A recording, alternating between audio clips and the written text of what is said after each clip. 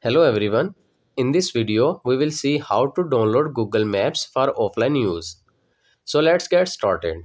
First of all, let's navigate to the map application on my mobile screen and open it.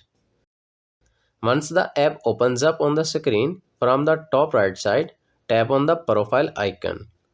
From this new menu, tap on Offline Maps.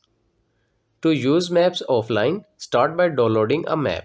Then you will be able to search and get directions offline with that map. Tap on Select your own map. Select the area that you want to download.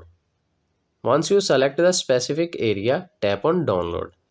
As you can see, the download successfully started. You can rename the map by tapping on these three vertical dots.